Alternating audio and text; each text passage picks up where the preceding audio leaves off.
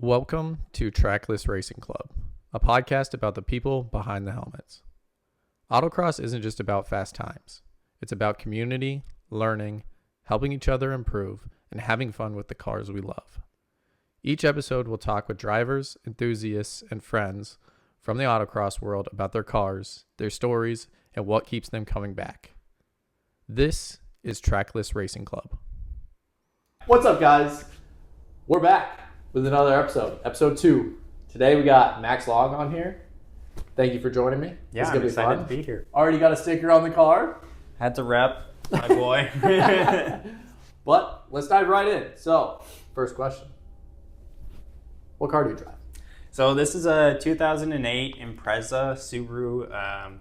It's just a 2.5i, so it's no turbo, no WRX, just naturally aspirated, and I call it a fat Miata with all-wheel drive because it's about 3,000 pounds and makes like 170-ish horsepower. So It's not very much. yeah, no, it's definitely not a whole lot, but it gets the job done. It was my first car, and I still have it. Daily drive it, track it, autocross it.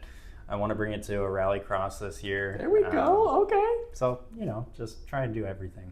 It's been really great for me.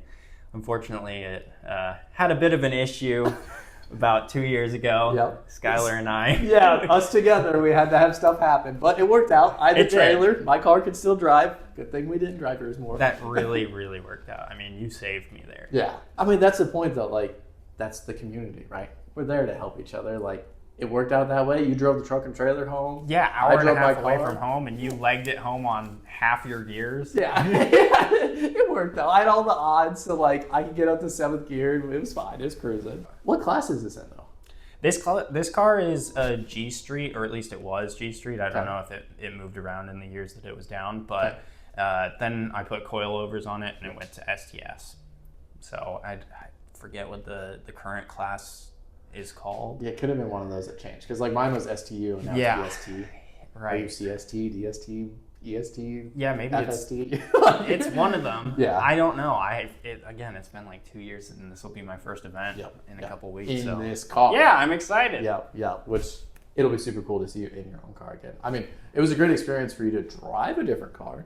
What was that car? So while my car was down, I got to drive kind of a plethora of different cars. A lot of guys in the community that I've solidified relationships and friendships with over the past 6 years really stepped up to help me out and give me a co-drive. And so that was really, really fun for me. I got to drive Drew's GR Corolla, but the main one that I've been driving is Jim's 1961 Alfa Romeo Giulietta Sprint. It's a hell of a name, but it's a hell of a car. Yes, it is. And I've had a blast driving it. Yeah. I think that was a good transition for you too. It was. Similar slower car, momentum driving, and I think that shows. I already thought you were a really smooth driver. I was always impressed with that. From the first time I met you, I didn't realize your car was slower than what I thought it was, which is cool though, because you obviously drive it really well. Then. I drive the shit out of it. Yeah, and even jumping into other people's cars, it's cool to see you just be able to go full bore right away. Yeah. I've seen it multiple times of the times we've hung out or at autocross, and you're right there with everyone. Yeah, I hope so. I mean, I wish I had a more competitive car, but don't we all? Yeah, I mean, even money. my M3, great car, love that car. It's expensive to fix, expensive to modify. But at the same time, an Evo, super cool. Evos are kind of really killing it in VST right now. No kidding. But to be competitive to that level, sometimes it takes a lot of money. Not only does it take a lot of skill, but you got to spend the time driving. You got to do the modifications. Cars break when you start modifying them more. So you just gotta. It all adds up in the end. It really does. Yeah. And that's cars for everything, right? Even going to a car show. People are still right. modifying their cars. Maybe they're not driving them and breaking them as often as we might. One hidden expense with car shows is how much are you paying for car washes, cleaning products, things like that. Your ceramic coating, your ceramic coating that costs $3,000 or whatever. Yeah, I mean, in every bit of car culture, you're going to spend a lot of money. Yep. And, you can get away with not doing it, but you have to make compromises. You have to decide, where do I want my money to go? Yep. And, on this car, I wanted it to go to wheels and tires just so that way I could really feel, what the car was like on full grip, and it really improved, my driving experience. I went from sort of all season tires to then Indy 500, Firehawks, just sort of like the standard next step up, but not quite race tires. And then I got a set of used RE71s, and that was really just a game changer for me. And I got wheels and tires, and it really, everything changes when you have wheels and tires. Correct. So. And like, personally, that was my turning point for me. Like getting even just tires. Yeah. It was like I went from 280 tread wear to 200 tread wear. Not a huge difference, but it added up. I was very impressed with how the car felt. I was building confidence too, very new. Right. I'm just like you were. Yeah. How long have you been autocrossing for? So I don't actually know that. I've been autocrossing, I think, for 6 years now. I started when I was, I want to say, I think it was 18 or 19. Okay. And so I'm 25 now. We're young, 27. The young guys of the group. And so I've tried to show up to pretty much every event for the past 6 years, trying not to miss any. Yep. And I, even when my car was down, I wanted to come to all the events and just help out. Yep. I didn't care whether I was driving or not, and I just happened to get offered seats by my good friends, and I got a really good experience doing that. Yep. The community is great for that. Like even back when my M3 first, it went into limp mode on me. Yeah. Ramon was nice enough to let me drive the 370. Yeah. Okay. That was crazy to me because like I've only had like 3 manual cars. Right. Okay? Like the M3's DCT. Yeah. Not really used to driving that. Mm-hmm. Haven't really driven anybody's car before that at an autocross event either. It's just like, oh yeah, get in. And I was kind of like, okay, like this is a really cool car. I think I was like 5 seconds slower than him or something. But. Yeah, I mean, you have to be at least the first run. It's you get scared because it's someone else's car, and then you realize, oh, this is just a car. Right. It feels like pretty much every other car. And one thing in terms of consistency is any car that has Falcons or RE71s, anything that's 200 tread wear is going to be very comparable, driving experience wise, and you're going to really just know the difference of the chassis and the car and the power and things like that. Yeah. So. Like when my car broke down, I had signed up for a national tour event, which was in Joliet. Yeah. And I didn't have anything to drive, so Spencer Dewey let me drive the Miata. Nice. Love the Miata. That was very fun. But momentum driving. Yep. Right? I had to learn that you're slowing down in a corner, but you need to start accelerating in the corner. So right, like it takes a while to get it to go. Right. And that was like a very fun experience for me. It rained my first run, and I spun. Thank God I pushed the clutch in. Yeah, right. Like there's multiple people on course. I've already had more experiences of spinning at national events, hitting the timing lights, making people redo their runs. You spin a lot. Yeah, I mean. I like pushing the limit, and I like my car being like loose and happy. That's how I feel too. So it's like when I push it too hard, that's when we spin. Yeah. So, but I'm competitive. Like I want to do well. Yeah, exactly. So. It just comes with the territory. Exactly. I mean, I've spun, my fair share of cars. Yeah. A couple of different times. Yeah. Some of them I'm not so proud of. Yeah. We'll dive into that a little bit too. What's the next mods for this car then? So right now, I mean, like I said, it's not a competitive in its class at all. Just in terms of like reliability is sort of what I'm going after, longevity, trying to make sure that this car is sort of good for a little bit. I just replaced the motor in it, sort of user error in that case. But I think probably next mod would just be getting good suspension. I mean, I'm on really, really cheap suspension, and I have been for about like 4 or 5 years. And despite the fact it's done me really, really well, there's a lot left on the table.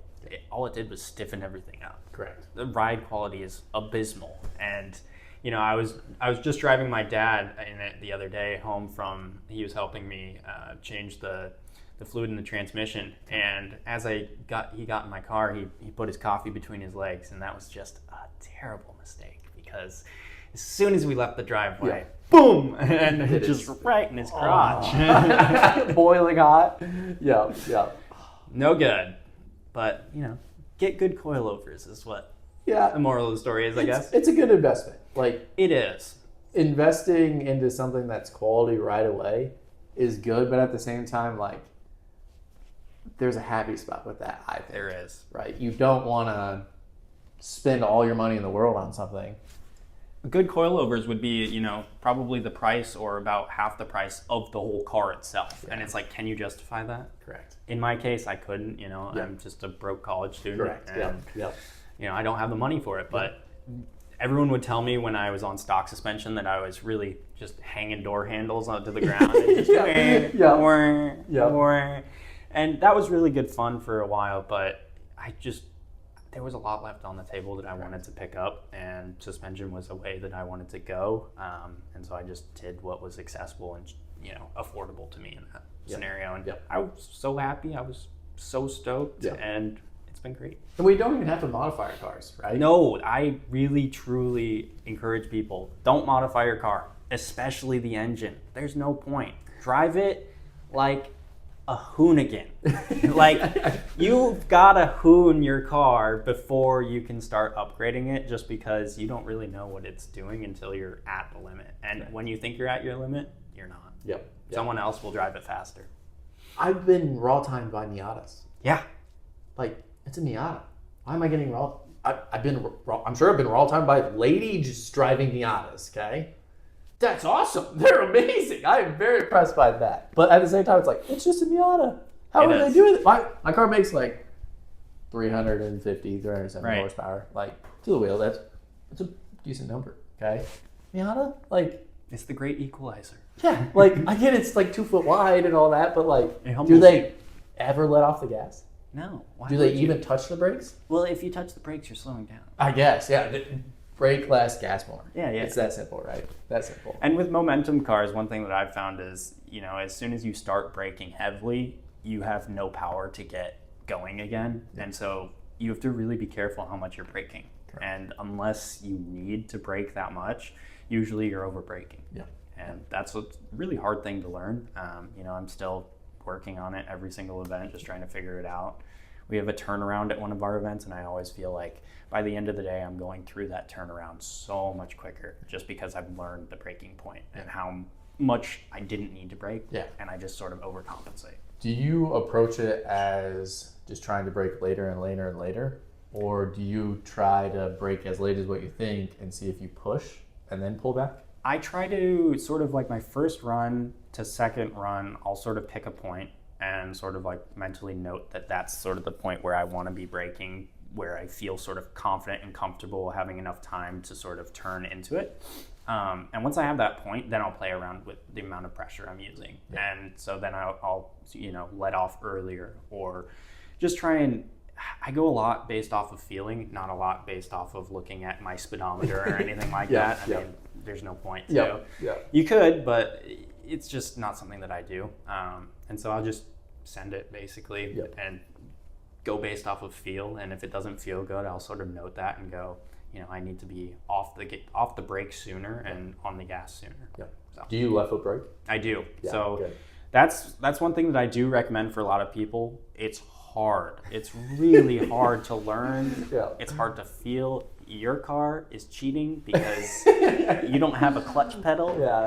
But I do recommend people, if they really, really want a left foot brake for whatever reason, practice on the street in an automatic car. And what I mean by that is, like, you know, come up to a stop sign with using left foot braking. I mean, just do it. It feels so wrong. You will over brake everything. Your timing will be off. The pressure will be off. It won't feel good. But then you'll get out on track and you'll be like, oh, I can play around with this a little bit more. And often now what I've done when I'm left foot braking is I'm under braking, which is a good thing for momentum car. And then that way I can come around and do a little bit more. Do you feel like you're giving dual inputs then? I don't know. That's one thing that I've always sort of wondered. I'm very curious about. And I don't know if it's bad for the car, so I'm scared. I don't know enough. I feel like I definitely do that. I feel myself like very on and off, feeling back and forth to try to like listen to that limit and like what that feels like, especially being like strapped into a bucket seat. Like I can really feel the rear end of the car start to rotate, and feel like I'm getting better and better at it every year of like what those inputs should be, and not too drastic or like on off. I can rather be like 10-90 or 70-30, or maybe it's 40-40 or whatever it is.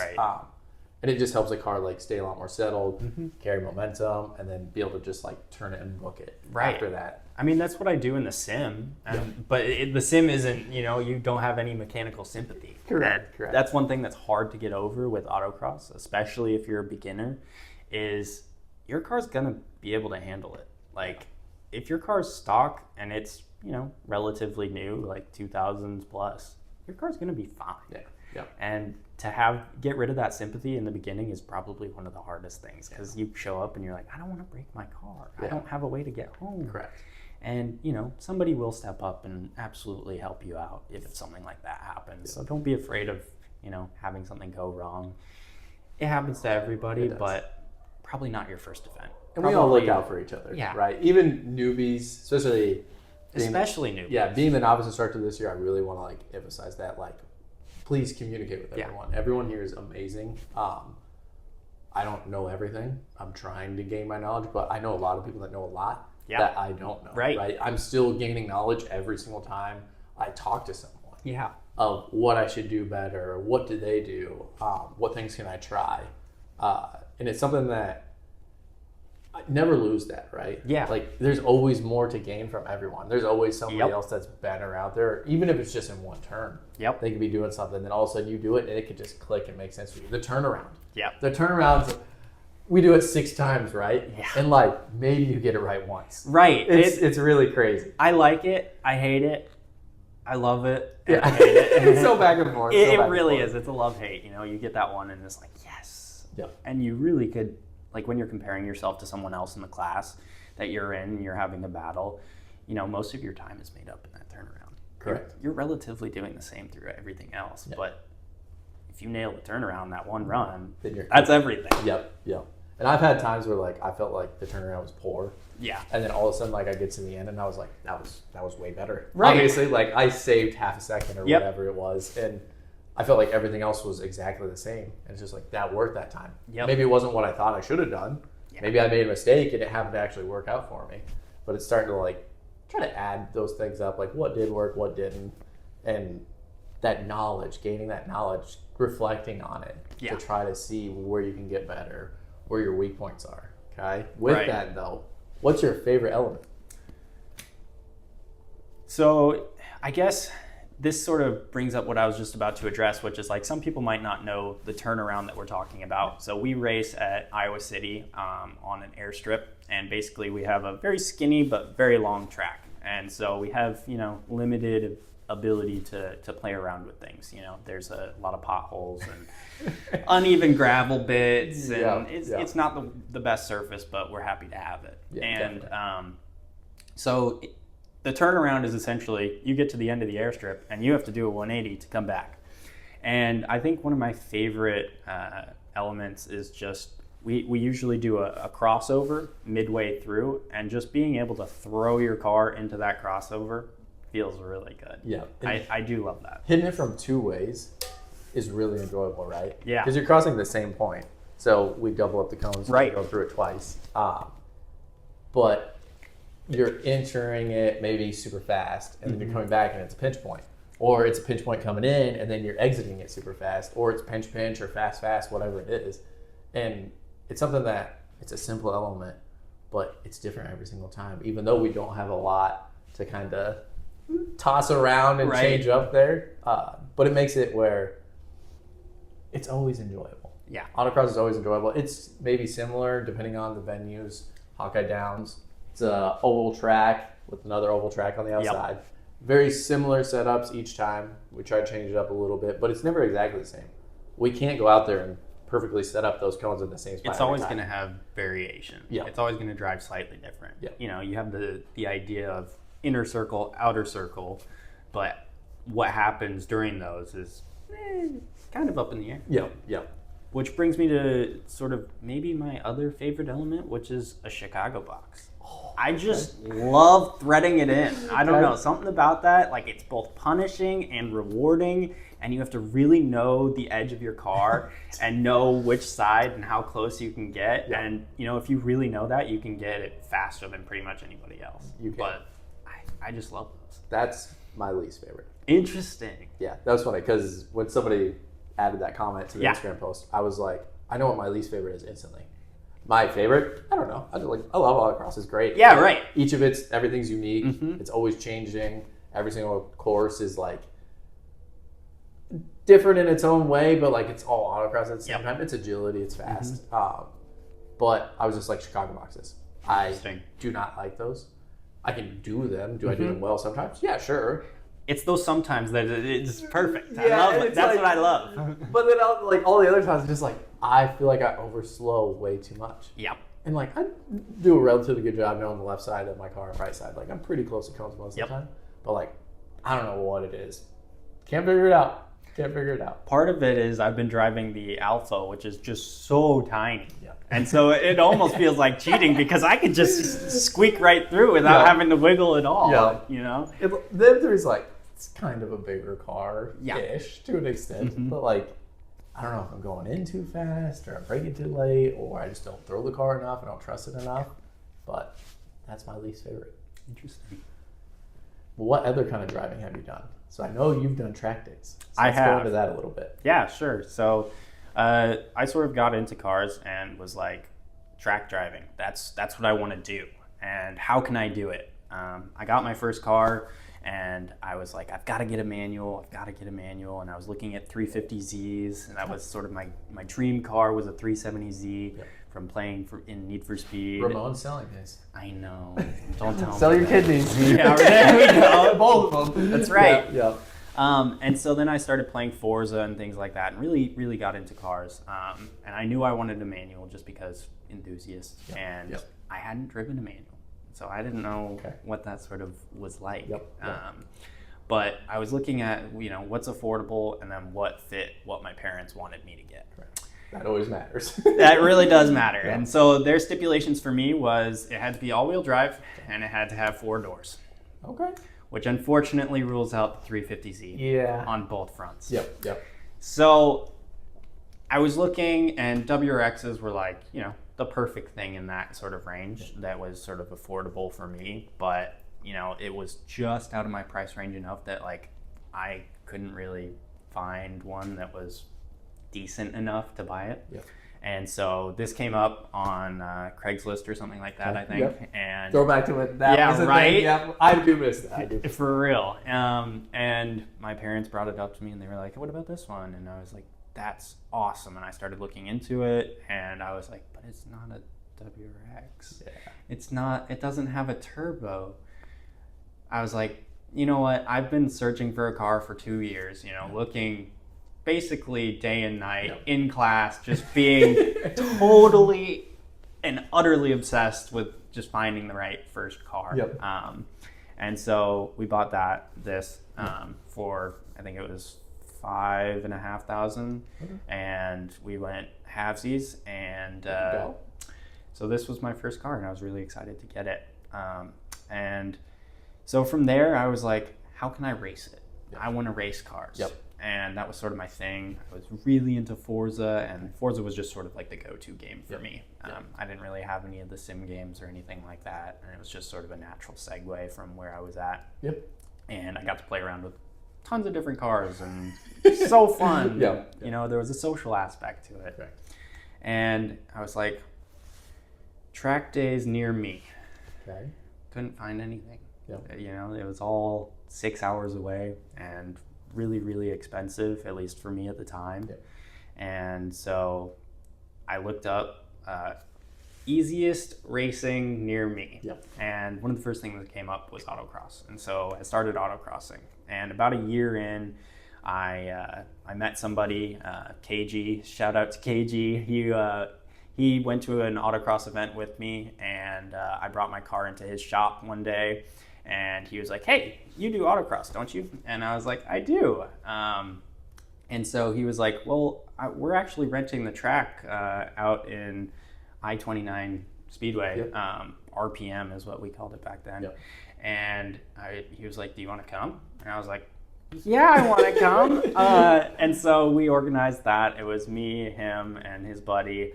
And we went out there and we had an absolute blast. And so from there, sort of my track driving love, you'll call it, has really escalated. And I would love to do so much more of it, but it's quite pricey compared to autocross, which is just so accessible and so close to home. Yep.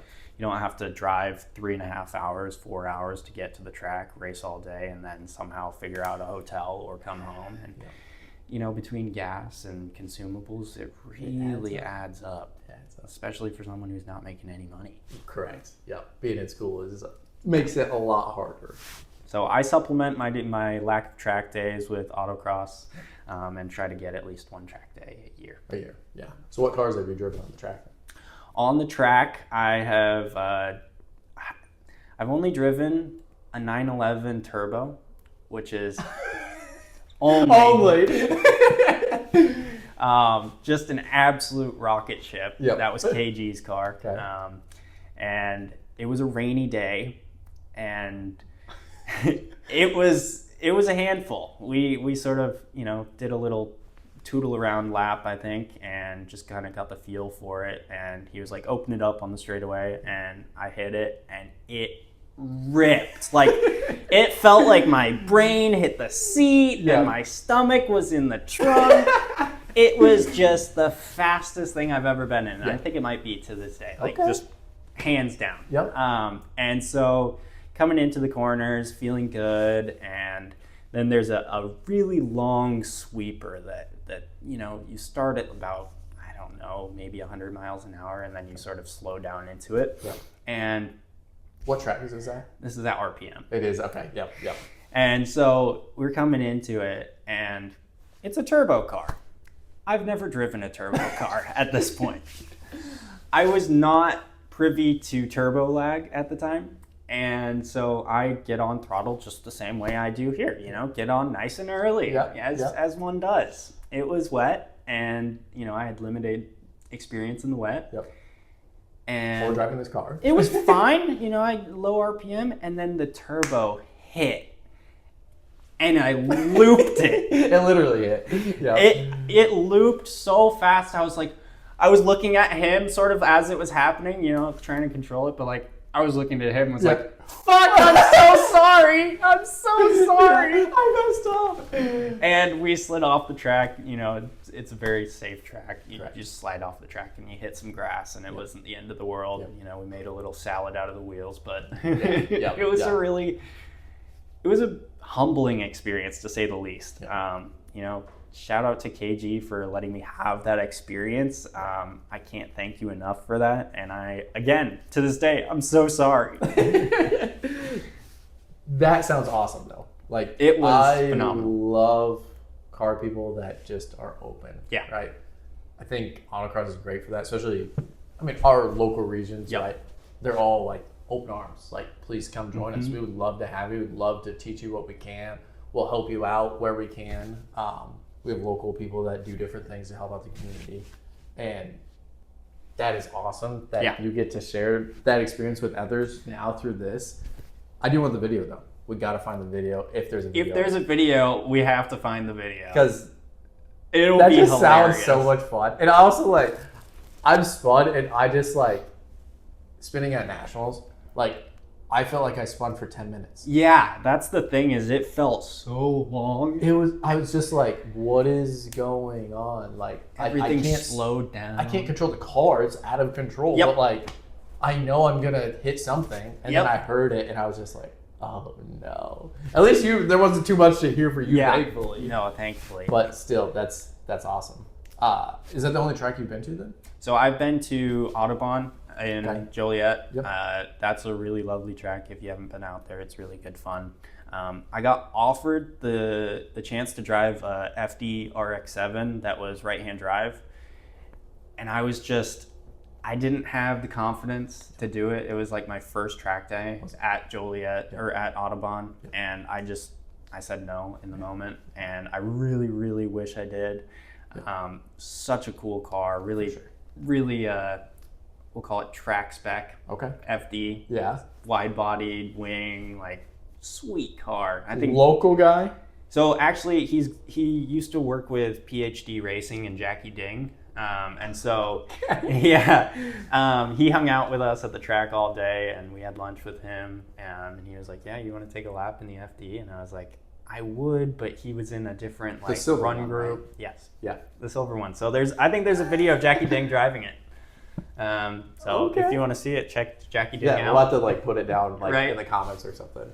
That's cool though. That's really cool that. I watch a lot of their videos. Yeah. They kind of like died off a little bit when they crashed into. But like big BMW guys, so I'm all about it. But it is cool to see that they're also somebody that's very welcoming. Like that is very cool that they were open to you about that. Yeah. Is there a lot of people that normally go to track days there like that? I don't know. There was a huge spread of people who seemed very like, I'll keep it polite, but like, uptight and very like kept to themselves. A little more closed off. Yeah. But they're the people with a toter home and a big trailer and 911 GT3s and everything. The amount of cars there was the best part. Yeah. You have a fully track spec Mini Cooper convertible. Yeah. Racing against a LMP3 car. Okay. There was an LMP3 car at my track day. It blew my mind. I was like, what is this doing here? Yeah. He went beside me as he was pulling up to the track and saw me smiling and just revved it a little bit, and it just blew my ears out, and I was just in pure bliss. Just car guy heaven. Exactly.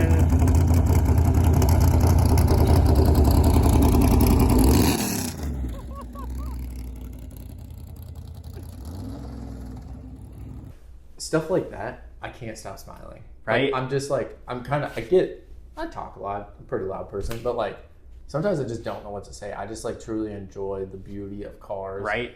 Like people that enjoy the same passion, they appreciate it. They saw you. Like you were in this, right? Yeah. Like they're not batting an eye at this. It's like, I know that person wants to hear this car rap, like enjoys this car. Yeah, and they exactly. give that to you. It's such a welcoming community, especially at autocross. I've been told I usually look out for people that I don't really recognize and go up to them and introduce myself and sort of make sure that they have a good time during the day.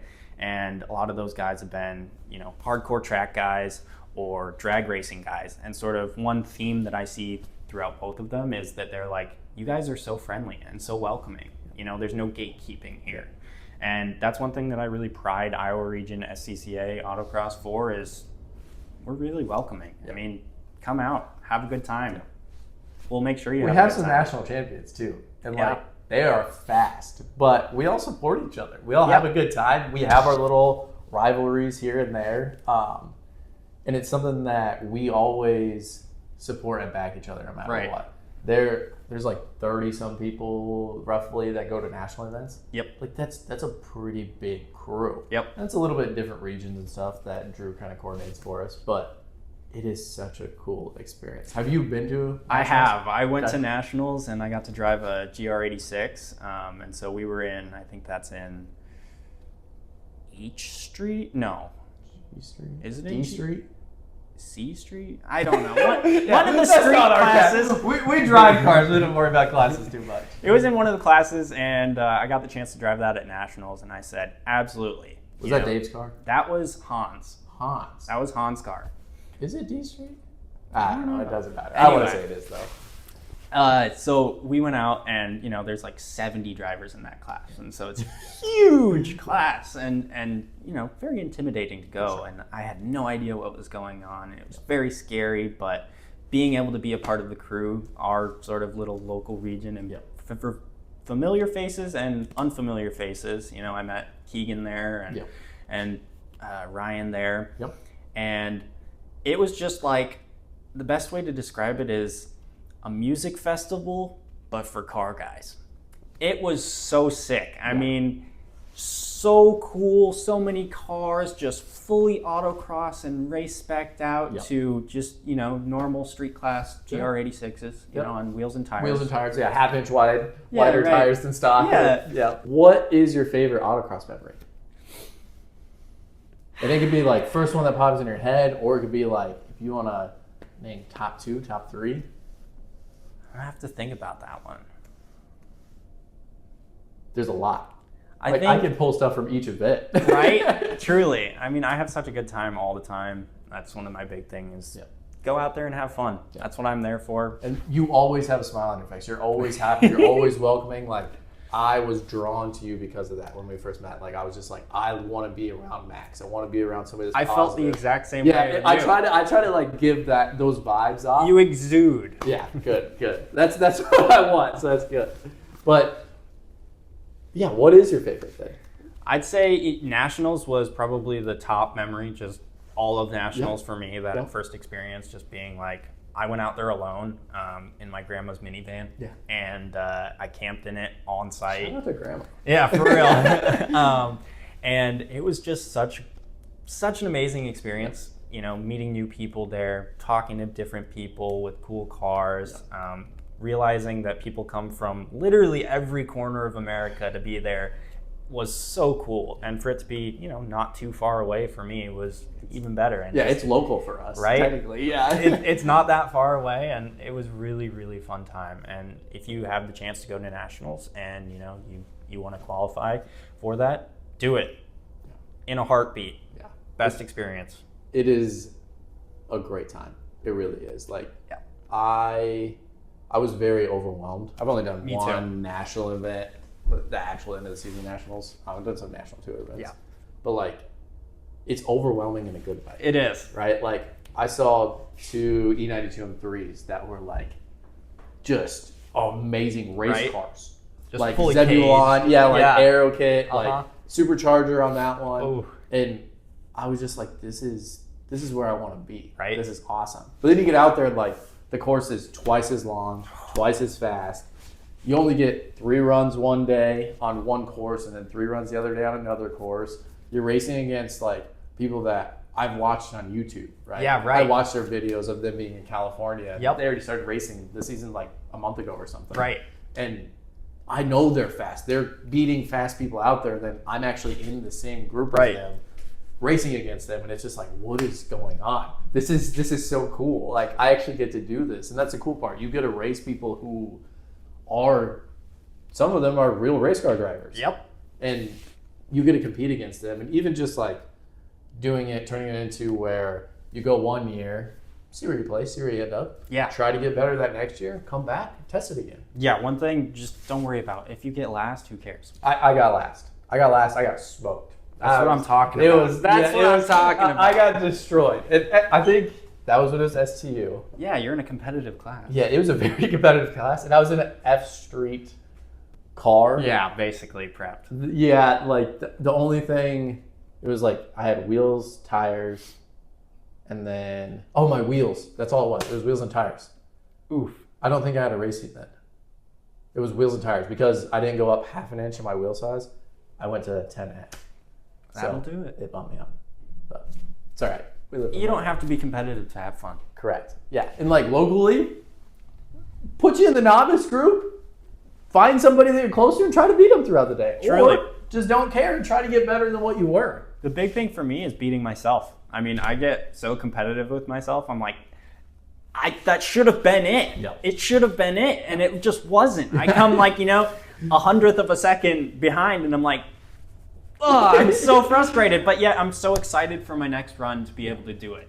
How often when you finish a run and it's faster than the previous one, do you like yell in your car or clap? Maybe twice a season. Twice a season? There's something with the Alpha a lot more often because it was harder. It was so much easier to be consistent, and so it was harder to sort of beat myself. Okay. And so when I did, I knew I really truly improved on one of the elements, and it was like, okay, I can pick out and say I went faster there. I could feel it during the run, and then I was able to sort of carry it all the way through. Yeah. Okay, I'm getting to the end. Dream car. That's mean. It is, because like I have a list in my phone of cars like I want to buy. That's truly mean. Yeah, it's bad. Do you have a brand? Not really. I'm not brand loyal at all. I'm like big Beamer boy, but at the same time, like my STI now. Right? it's a cool car. Like I really want to own a Porsche someday. That's like kind of where I'm all-time goal. Yep. So I kind of like really interested in you driving the turbo and stuff. Right. So cool it was such an amazing experience. I'll tell you all about it. Yeah. Manual 997, so good. I'd probably say a 997, either GT3 or turbo. Yep. Just really raw driver's car, but still functional. Yep. Really fun. Yep. The hard thing for me is like dream car. A lot of things look cool. I think dream car might be like a 240Z Datsun. Okay. But I've never driven one. I don't know what it's like. Yep. But I really, really enjoyed all the Porsches that I've driven, and they just blow me away every time I get in them. Yep. So Yep. Cool. I'd definitely say a GT3 or, you know what? We'll just go 911. 911. That's fair. Yeah. We don't have to be picky outside of that. We'll just take whatever we get. And honestly, I'll take a 930. Okay. A Yeah. 912. Yeah. I don't care. Yeah. Just any Porsche. Yeah. It's really fun. They do it well. They do a good job. They do it well. I must say. What's your least favorite car? I'm not really a car hater. I like that. I kind of love everything, Yep. and a lot of people are like, well, you don't respect all builds, and I'm not necessarily like a fully respect all builds because some of them are not my taste, but I can't really say there's a car that I don't dislike if it's done well. In terms of what I've driven, probably maybe this car.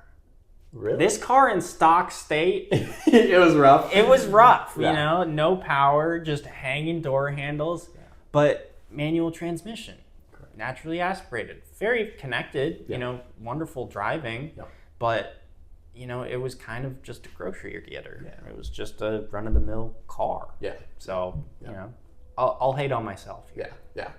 That's like, I've had similar cars that I bought that they weren't for autocross or anything, but like they were dailies. There's a BMW that I hate. I spend way too much money on it. Right. I hate that car, and I will probably make a whole separate thing on me hating that car because it sucked. I will say, if you're looking for just a cheap winter beater for a kid or anything like that, or if you're just trying to get into autocross for really cheap and you're looking at Subarus, don't overlook the 2.5i. I mean, I've had a really good experience with it. I'm at 200,000 miles. I was at 200,000 miles with the stock engine, and it was my error that made the engine let go. Yeah. It's been so good to me. Things are cheap. Yep. It's fun. And really, you start at the ground level in terms of like a momentum car with no power whatsoever. Correct. And that's kind of the fun for me, is like starting from nothing and sort of growing and learning. And I just want to continue learning forever, really. Yep. That's a perfect segue. Do you have goals for this season? My goal for this season... Hard question. It is a hard question. I think because selfishly, I really want to drive a rear-wheel drive car again. The Alpha is so little horsepower that and an open differential, so it's just basically one-wheel drive. Yeah. But it's fantastic. Yeah. I love every bit of the Alpha. You just feel everything. Yeah. It feels like a tin can, and yet a race car, and you feel truly like you were meant to be in the Alps or somewhere in Italy, just driving these back roads with a giant steering wheel. Yeah. It's, if you get the chance, don't overlook older cars. Does it have a lap belt? Am I right to say that? Yeah. So that says enough about it. The already. charm is superb. Yeah. So I'd say definitely I want to try and get a ride in something else. But in terms of me and my car, I'd like to continue to get better, try and be competitive with people in similar classes and things like that. But really, I don't have any goals other than have fun. Yeah. I mean, that's really my number one goal. Easy to achieve every single time. But maybe we can take care of that in the M3. All right. I would love that. Yeah. I'd be honored. honored. Figure that out. Kind of a piggyback for being on the show. With that, thank you guys for watching. Thank you, Max. Appreciate thank you for having me. This was fun. I love this. Can't wait to see what happens in right. episodes. I'm very excited. Like, subscribe, share, typical YouTube stuff, I guess. It's weird to say, but whatever. But that's it. Thanks, guys.